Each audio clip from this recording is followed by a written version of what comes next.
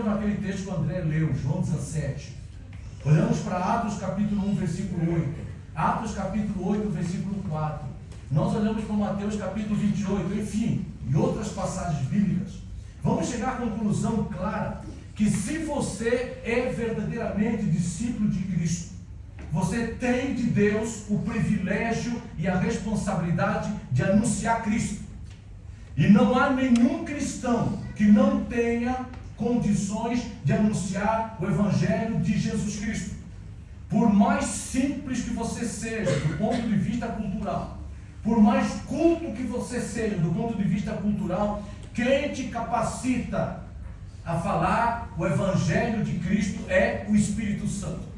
Se você é um cristão sério com Deus, comprometido com Deus, comprometido com a igreja local, comprometido dia após dia, viver o Evangelho de Cristo, você tem de Deus e tem do Espírito Santo as condições necessárias para falar do Evangelho de Jesus Cristo.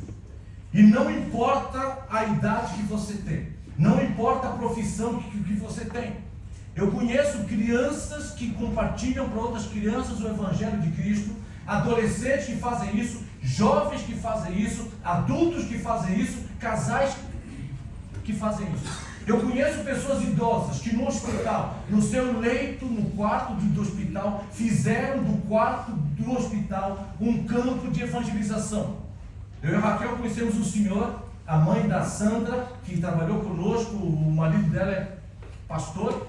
Quando o pai da Sandra ficou internado no hospital, o quarto de enfermaria onde ele estava, com mais 3, 4 pessoas no hospital, ele fez daquele quarto um campo de evangelização. Todo dia, embora doente, ele orava pelos seus colegas do quarto, ele abria a Bíblia, compartilhava a Bíblia, compartilhava com os enfermeiros, compartilhava com os médicos, compartilhava com a equipe de limpeza o Evangelho de Cristo. Nós precisamos aprender que quando você vai na pastelaria, quando você vai no talho, quando você vai no posto de gasolina, aquela pessoa que você encontra todo dia, que você vai e conversa com ela, e muito tempo tem contato com ele, com ela, não é apenas um trabalhador que te atende. É um ser humano que está ali necessitando de ouvir o Evangelho de Cristo. Recentemente eu comecei lá no hospital, aqui Viseu, aqui Tondela, Viseu aí. E eu gosto de trabalho de campo voluntário. E eu passando lá vi uma placa, de repente, serviço voluntário. E eu fui lá e falei assim, olha, legal, eu quero me candidatar a serviço voluntário. E eu me inscrevi. E eu cheguei em casa e falei para a Raquel, eu vou trabalhar no hospital Viseu como serviço voluntário. Eu já trabalhei com isso. Que áreas que eu posso trabalhar? Emergência, atendimento de consulta, seja o que for. Agora, por quê? Porque eu sei que a melhor oportunidade que eu tenho daqui em Viseu, ter contato com pessoas não cristãs que estão ali no seu dia a dia e nesses contatos, oportunidades de falar de Cristo. Cada oportunidade que você tem com pessoas não cristãs, você tem a responsabilidade e o privilégio de falar de Cristo. Mas agora tem pessoas que Deus separa para isso, que Deus despede. E quando Deus chama, também não tem idade. Eu conheci um pastor, que era um engenheiro, dono de uma empresa, que começou a ir para o campo, no sentido de trabalhar com a igreja. Ele já tinha mais dos seus 50 anos, juntamente com a sua esposa. Eu conheço casais com filhos pequenos, que Deus chama e eles vão se preparar para o campo. Eu conheço jovens e adolescentes que Deus chama e vão para o campo. É a minha própria história de vida. Porque Deus separa. E papai e mamãe, muitas das vezes nós oramos que os nossos filhos sejam médicos, engenheiros, advogados, juízes, pessoas bem-sucedidas do ponto de vista profissional. Você já orou alguma vez para que o seu filho e a sua filha possam ser uma dessas pessoas separadas por Deus para o campo missionário? Você já orou por isso? Você se alegraria Se um dia o seu filho, a sua filha chegasse para você e dissesse: papai, eu vou me preparar para que eu possa ir para o campo, ser missionário ou missionária. Eu lembro que um dia o Henrique chegou para nós lá em casa, e o Henrique falou: pai, acho que eu vou me dedicar mais, trabalhar com missões, na área de música, etc. Vou deixar a vida profissional, não sei o que. Eu falei assim: ah, meu Deus, mais um. Porque já tinha sido a Lídia, já tinha sido o Guilherme. Eu falei: agora o Henrique, mais um. Geralmente, pai de filho missionário, o filho missionário é dependente do pai o resto da vida, geralmente. Então, se você quer um filho que te pague férias, que te pague não sei o que, não deixa de ser missionário.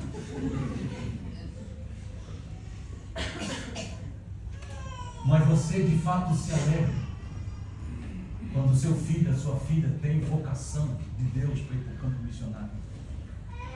E você jovem, adolescente, você já pensou, e mesmo vocês casais mais jovens, ou quem sabe até mais idosos, você já pensaram nessa possibilidade que Deus pode te chamar? E essa igreja te despedir para você ir para o campo? Você já pensou nisso?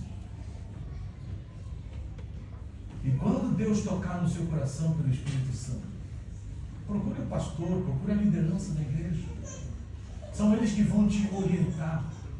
É a igreja que vai reconhecer, é a igreja que vai identificar, é a igreja que vai te ajudar no preparo, para depois impor as mãos sobre você, para enviar você para o campo. Mas nunca tenha aquela ideia que Deus envia outros e não a mim. Deus pode enviar você. Paulo e Barnabé não estavam ociosos na igreja, estavam servindo na igreja. Deus não chama desocupados. Deus não chama preguiçosos. Spurgeon dizia: Deus não chama voluntários. Deus chama vocacionados. Ele convoca. E quando Ele convoca, não importa a sua idade, não importa a sua condição civil, Ele vai te capacitar para você ir no campo cumprir essa obra. Agora, quero te fazer um outro desafio. Talvez Deus não vai te convocar para você ser despedido e ir para o campo. Mas o pastor Joaquim várias vezes já falou: coloque na sua agenda viagens missionárias. Quantas vezes você vai aqui? Moçambique, São Tomé, Açores. Faça na sua agenda férias com objetivo missionário. Quem sabe você tem 15 dias de férias? Tire uma semana, pelo menos uma vez no ano. Vá conhecer esses campos. Envolva-se com esses missionários na proclamação, na expansão do Evangelho de Jesus Cristo. Meus queridos, minhas queridas, tudo que você constrói nesse mundo vai ficar nesse mundo. Seus diplomas, conquistas financeiras, econômicas ficam aqui. Só existe uma coisa que vai para o céu. O que é? São vidas. Então, sempre, se você conversar com a Lídia, que se formou em arquitetura, propaganda e marketing, se você conversar com o Guilherme, que se formou em advocacia, em arquitetura, com especialização em design de interior, Henrique, que tem sido muito bem sucedido na área de TI, etc. Eles vão dizer: nós aprendemos com os meus pais que o maior negócio é investir em vidas. Você já aprendeu isso? O maior projeto que você possa ter na sua vida é investir em vidas. Porque somente vidas vão para os céus. Somente vidas te dão dividendos eternos nos céus em Cristo Jesus. Então fale de Cristo aqui e agora. Você tem a responsabilidade nos seus relacionamentos. Mas nunca se esqueça: Deus vai chamar alguns de vocês. Deus vai despedir alguns de vocês para sair daqui e irem para outros campos. Quem sabe seja você uma dessas pessoas que Deus vai chamar.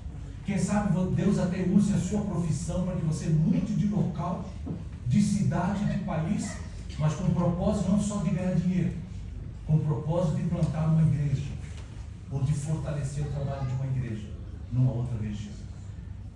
Agora, se você ouvir a voz de Deus, diga como Paulo: eu não fui desobediente à visão